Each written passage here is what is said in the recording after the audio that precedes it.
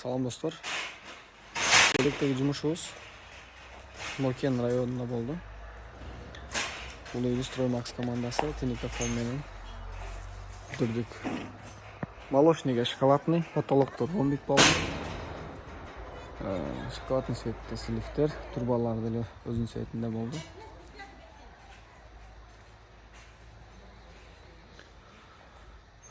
Потолоктор бассейн, чекелери пианино кылдырдык.